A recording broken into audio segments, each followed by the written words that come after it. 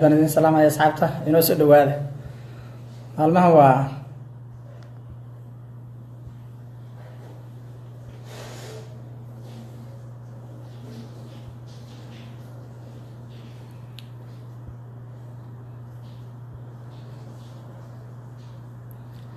walaalayaal aad baan idin salaamay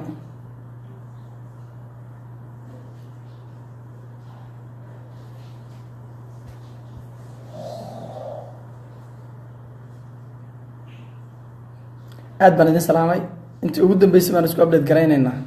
waan u baahanay danta ayna haysa marka wax yar isoo dulqaata isoo dhawaada waxaan raadinayaa halkan muxuu ahaa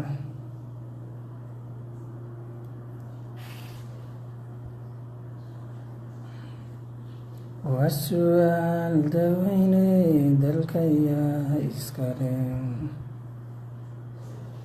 وسؤال دويني دلك يا إسكالين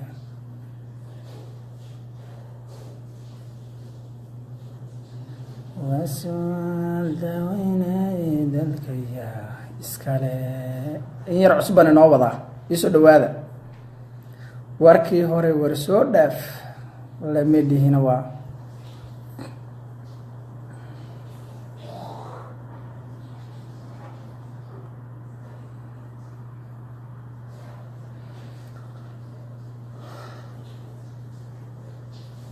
wasual dawayne dadkaya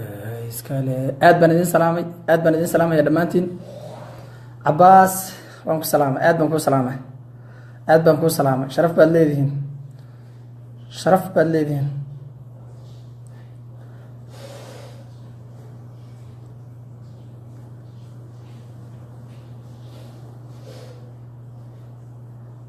waxaan raadinayaa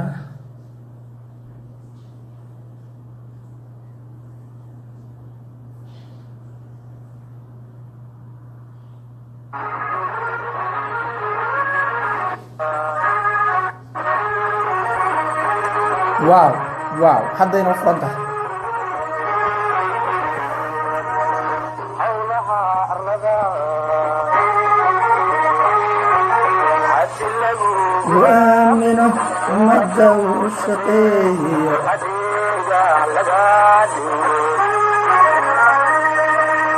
حولها الرضا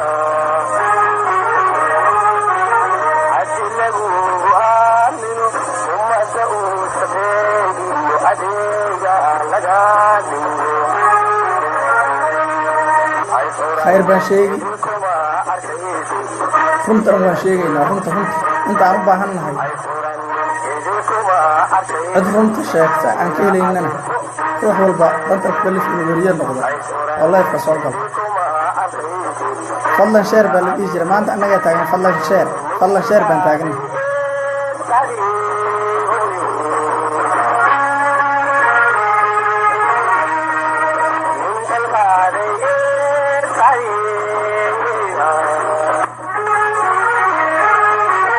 وعليكم السلام ورحمة وعليكم السلام أدبر من السلام يا أكاش ولالك عبد الحليم أدبر من السلام وشقي أذينها لغادية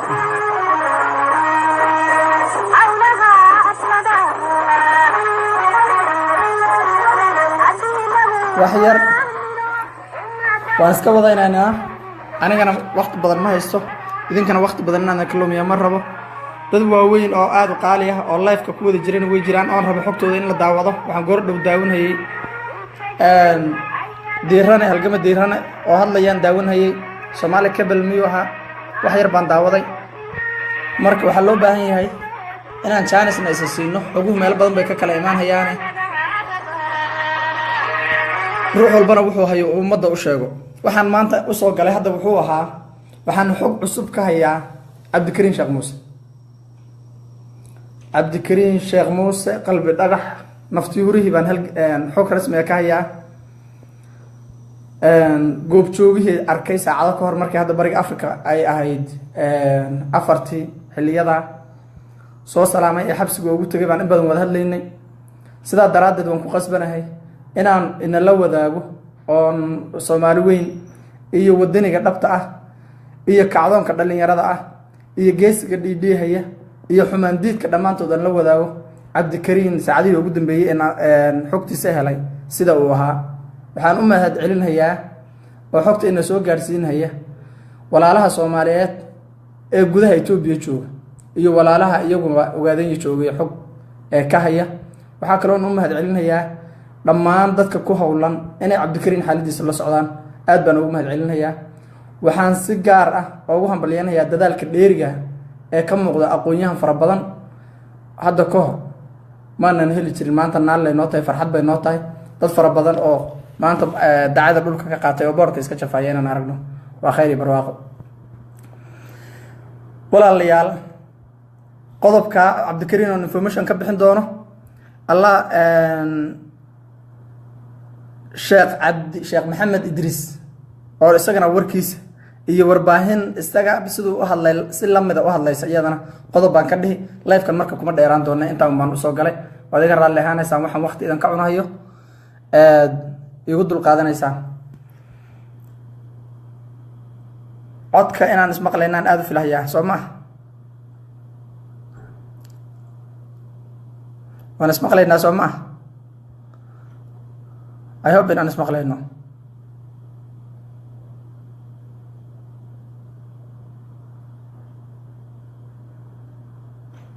وعليكم السلام ورحمة. waxaan dhowrkii maalmood ugu dambeeyay aad ugu howlaneen inaan helo information rasmi ah oo ka soo baxa cabdikariin sheekh muuse isaga afkiisa ama cid dul istaagtay. alxamdulillah waan ku guuleysanay, waana inoo hayaa. waxaan ka soo bilaabay cabdikariin sheekh muuse imaatinkiisii xamar isaga oo diyaarad laga soo qaaday cadaado. halkaasaan ka soo bilaabay iyo dhowr saacadood ka hor sida uu ahaa. waxa la rajayn doono iyo waxa loo maleyn doono inay dhici doonaan ruux walba wuu saadaashan karaa. wajiyo fara badan bay leedahay, in fara badanna qoraalada waan ka sii sameeynaynay. cabdikariin sheekh muuse waxaa la keenay magaalada xamar oo cadaado lagaga soo qaaday diyaarad. sidii xogta aan ku haynay waa kii run bay ahayd, gaadho qafilan lagu wareejiyey. wuu joogay xabsigu ku jiray,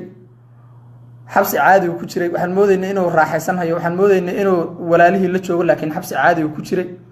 waa kii afkaarta fara badan marka aan kala hayn adi calaa iyo itaxaal soo wad oo maalinta ugu dambeysay baan rabaa marka inay hawsha ku sii socoto. cabdikariin sheekh muuse wuxuu inoo sheegay marka koowaad wuxuu soo salaamay dhammaan ummadda Soomaaliyeed. wuxuu soo salaamay lagu wargeliyay kacdoonka ummadda Soomaaliyeed meesha uu marayo. aad buu ugu farxay, aad buu ugu farxay. wuxuu yiri ummadda salaan hal iga gaarsiiyo, dhafoor xumo mooyeen saacado ka hor jirdil fara badan ka muuqanin intuu xabsiga Itoobiya galay. laakiin way jiraan jirdil loo geysay intuu la soo qaaday wadada uu ku soo jiray. soo murugo yarna ka muuqato xoogaa dhafoor xun ya xabsiga lagu soo salaamay cabdikariin sheekh muuse. waxaa suurto gali weyday in sawirro fara badan la inooga soo qaado, waayo xabsiga ridiisa waxaa ruuxii ku talagalay inuu information ka keeno ee soo salaamo lagaga siibay suunkii iyo kabihii iyo saacadii iyo telefonkiisii. waxayna ku qaadatay muddo dheer inuu cabdikariin xabsiga dhexdiisa uu indhaha ku saaro oo xabsiga dhexdiisa waqti fara badan ku cuno. marka salaam fara badan uu ina soo salaamay. aad baan idin salaamaya fanaaniinta xasan gantaal walaal, aad baan ku salaamaya dhammaantiin, iyo abwaaniinta bashiir hirmooge aad baan ku salaamaya. halgame urdoox soo dhawaada. cabdikariin sheekh muuse sida informationka xabsiga cidii ku soo booqatay ay noo keentay ay salaantiisa noo soo gudbisay wuxuu inoo sheegay inay geeyeen madaxweyne cabdullaahi farmaajo, ra-iisul wasaare xasan cali khayre. waxaa ay dhigay buu shirqoolka madaxweyne farmaajo, ra-iisul wasaare xasan cali khayre, xaaska madaxweyne farmaajo, gabadha magaceeda ma aqaano, xaaska madaxweyne farmaajo, ninka la dhaho madaxa sirdoonka Sambaloolshe, bashiir goobe, hebel yaasiin. waxaa kaloo uu sheegay oo qayb lixaad la kulaha yuusuf garaad, isaguna qayb lixaad la kulaha. waxay ahayn dadkii markii maana qorayn oo taleefanka dhegtaan ku hayay ilaahay amarkii qalin shaabkaygana iguma jirin laakiin 12 ruux bay ahayn waxaa kaloo uu ku daray nin la dhaho hebel jaamac maxamed jaamac inuu yiri baan u malayn aadna u hubin waa inoo soo xaqiijin doontaan dadka Soomaaliyeed zamzam ibn Tamcade oo salaamay eedo wuxuu inoo sheegay dad 12 ah inay shirqoolka lixaad dadaal lixaad ku galeen aadna ugu dadaaleen in lagu wareejiyo Itoobiya على أي حال إسقى الله الله مدحوين فرماجو رئيس الوزراء علي خير ينك الله ده ياسين يسمبلول شيء مركا أو قاعد إن لجين هي وحكيد ولا ليالو إذنكو إدلا ولا ليالو إذنكو إدلا هاي جينين إثيوبيا هي وريتشنين مقطع إذا الله إذن ما يستدي جيجنا الله إذن ما يستدي إذنكو إدلا بكويري ما يندلين إلهي أمريكي أنا أيوب دلان باوف عناد عبد الكريم شيخ مسعود كل واقعي أو يروح يدي بنا إثيوبيا إذنكو إدلا وحشر قالك كقيب قادن هي دنك إثيوبيا ننك سفير كوان نور الدين إن لا دهان ملاين وحكى له ددا اللي حال لك جلي سجنا ننك الله ده جبر أو دياردنا لا صفولة بيدبنا كل سودجي مدحتوية مرك لقى سوق قاعد هي نسوق لا سعودي جاري جبر عاد بسجنا ددا البدن وجلي عبد الكريم شيخ موسى markii laga diiday ay dadkii Soomaalida ahaa in hogaaminta moodayna uu aaminay ay ka diideen inuu gacantooda ay ku dilaan ee uu arkay in Itoobiya gacanta loo galiyay oo gaari la saaray garoonka aadan cad markii lagu sii waday buu dagaal galay uu dagaalamay marka aad buu dagaalamay laakiin waxay ahaayeen ilaa 12 ruux waa lagu xoog badiyay waxa goobta taagnaa Yusuf Garaad oo diyaaradda la fuuli doonay ilaa Baydhabo sidoo inoo sheegay ninkii naftii horaha halgamaha geesiga ah warkii ugu dambeeyay saacado ka hor inoo keenay ee salaantiisana inoo soo gudbiyay kacdoonkii dhalinyarada iyo kacdoonkii wadaniga inuu cirka gaadhayna u geeyay sidoo inoo soo sheegay ala ay taxal way socotay sheekadii garoonkii baa diyaarad military laga qaaday waxaa sii raacay gabre waxaa sii raacay nuurudiin waxaa sii raacay Yusuf Garaad oo sabab uu ilaa Baydhabo u sugootay ilaa hadda aan fahmi waayay sabab uu u sugootay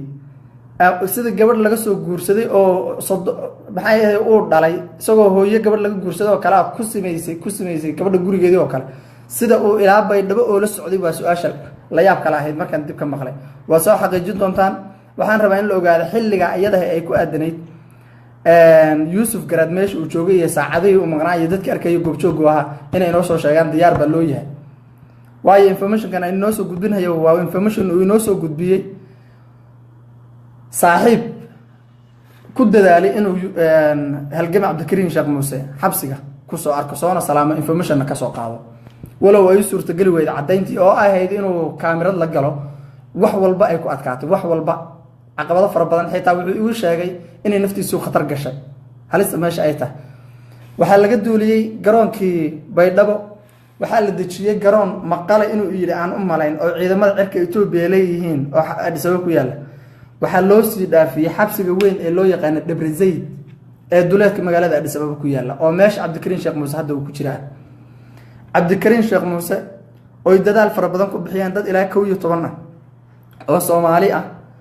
iyo Ethiopian bay isugu jiray Ethiopian-kuna la iga magac dhabay Nuurudiin iyo Gabre General Gabre labada la iga magac dhabay sagaalka kalena ay Soomaali ahaayeen waxa lagu wareejiyay wuxuu ku jiraa xabsiga Debre Zayd haddaan dadka cusub oo ugu celiyo 9 ruux ee Soomaalida ahay 12 ruux uu sheegay Soomaalidu waxay ahaayeen 9 ruux 9 ruuxna waxay kala ahaayeen madaxweyne Farmaajo ra'iisul wasaare Xasan Al Khayre xaaska gabadha hooyada qaran aan moodeynay uu qabo Farmaajo Yaasiin Bashiir Goobe Sambaloolshe nin la yiri Maxamed Jaamac Xasan ka xusuusaa uu sheegay iyo Allahumma sa'an Yusuf Garaad isoo wadayaan iloobay dad 9 Soomaaliyeed buu sheegay oo dadkii aan ku xisaabtamaynay xaaska Farmaajo hooyo qaran maysan noqonin ummadda Soomaaliyeed meen matalin gabar Soomaaliyeed maysan noqonin iyaduna waa inaad ku dartaan inay dambiga door ku leedahay hooyo qaran may noqonin walaal oo maysan noqonin geesigii dhalinyarada Soomaaliyeed hooyo maysan noqonin gabadhii marwada qaranka first lady marwada koowaad ee qaranka Soomaaliyeed ahayd ala ka soo tag Debre Zayd aan u soo laabto waqtigu inagu wada yar yahay dhamaanteynba idinkoo iga raali ah Debre Zayd wuxuu ku guuleystay inuu la hadlo Cabdi Kariim Sheekh Muuse oo salaamo isaguna isku sheego salaana nooga gudbiyo ummadda Soomaaliyeed oo dhan waliba anagu si khaas ah salaan iga sii gudbi baan ku yiri maadaama information ka isla ogeyn isaguna Soomaaliyeed oo dhan dadka Soomaaliyeed uu ku salaamay wuu update gareeyay Cabdikariin Sheekh Muuse wuxuu sheegay dadka Soomaaliyeed kacdoonka inay sameynayaan inuu filaynin wuxuu sheegay in la bahdilan yahay maantana cid geesi ah cid Soomaali ah oo Cabdikariin Sheekh Muuse sheegata inuu rajeynaynin sidaa daraadeed isagoo aad ugu farxay buu yiri ummadda hal igu salaamo waana la guuleysan doonaa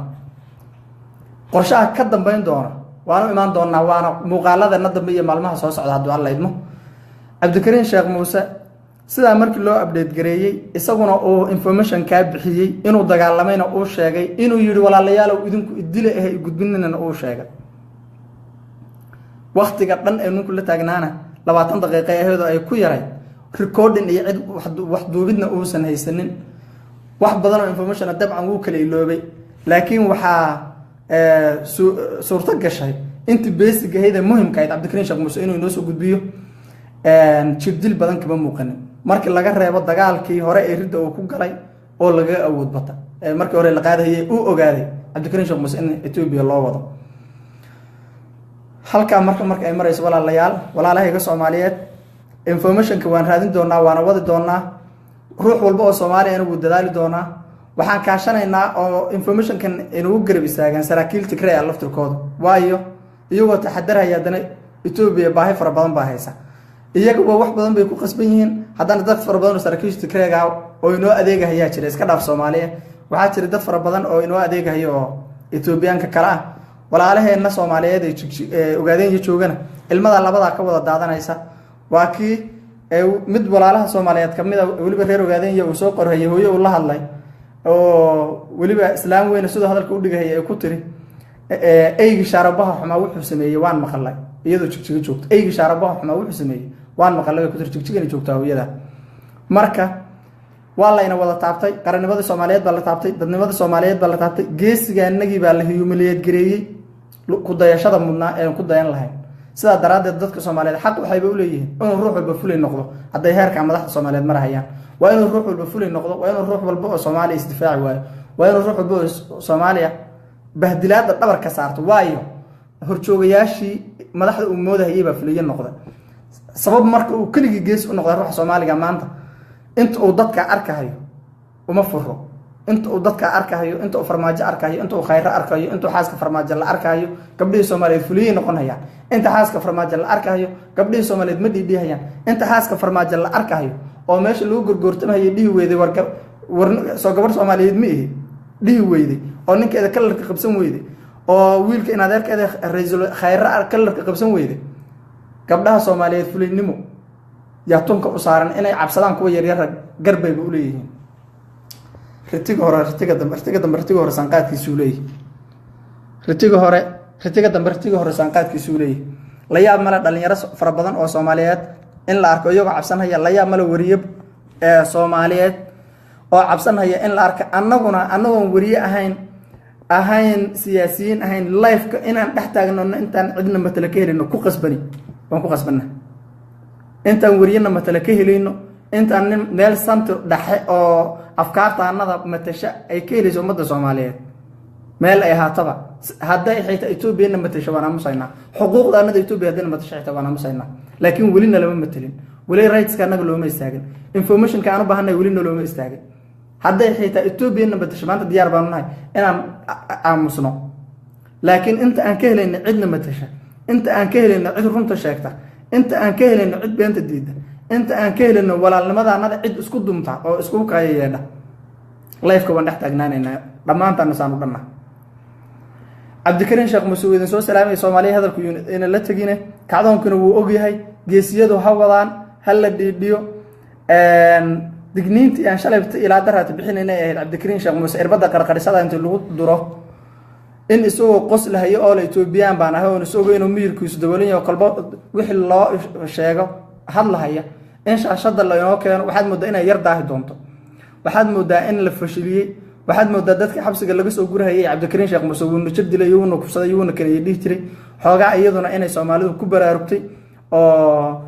jigjiga ay yar joojisay maamulka Ethiopia jigjiga jooga yar joojiyeen xoogaa inay dib u yar dhigaan laakiin dhowr bilood kadib iyo bilo kadib iyo isbuucyo kadib sidii ninkii amxaarka documentary-gii weynaa ay uga soo diyaariyeen adduunka uu diidi doonay isaguna cabdikariin laga soo diyaariyay waa suuragal waan sii raalli ahaada koolka iga yara jarahaya intaasaan kusoo gabagabeynayay maanta wixii aan information noo waday wixii soo kordhana hadduu allaydma waan keeni doonaa aynu isku xidhnaano geesiguna ha dhiidhiyo inta aana ka bixin sorry culimada Soomaaliyeed afku idan maroor maxaadna khayaanteen oo microphone-ka masaajidka nagu khayaanteen maxaadna khayaanteen oo kitaab aad galeysaan siyaasadiina noogu dhex darteen maxaadna khayaanteen oo idinkoo macallimiin oo dugsiga idin dhigano barnaamijyaha idin gaarka iyo siyaasadihiina iyo kuwaad meelaha kale ka keenteen afka noogu shubteen maxaadna khayaanteen culimada Soomaaliyeed Sheekh Maxamed Idriis waxaan arkay ku hadlay wuxuu miiska ka soo qaadanayo oo Sheekh Maxamed Idriis uu laacay Washington Post aniga kaygana been buu u yahay Washington Post inuu run buu u yahay shacabka Soomaaliyeed Sheekh Maxamed Idriis wuxuu yiri waa beenalayaal hadalka sida ka muuqata ee uu rabo fariinta inuu gudbiyo waxa Washington Post iyo wasaaradda arrimaha dibadda Itoobiya waxay qoreen miiska u saaran yahay shacabka Soomaaliyeed oo hinteediina ma daawanayo inuu waliba radiyo oo waxba khaldan u dhuhu dooni runta Sheekh Maxamed Idriis oo aad u baahan tahay maxay tahay kliibka lugaha ka xiran yahay walaa geesiga Soomaaliyeed kliibka uu gacmaha ka xiran yahay geesiga Soomaaliyeed oo aragtay Sheekh Maxamed Idriis sawirka ay ciidanka Soomaaliyeed ee koofiyad guduuda ilaalinayaan ay garab taagan yihiin guday ma ahayn jigjigu ahaa wuxuu ahaa guday ma ahayn wuxuu ahaa aadan cadde international airport buu ahaa Sheekh Maxamed Idriis maxaa iskaga indhatiraysaa Sheekh Maxamed Idriis maxaa shacabka wax kacdoonkiisu uu baadil yahay rabta inaad ugu sawirto adiga iyo in idan la mid oo fara badan oo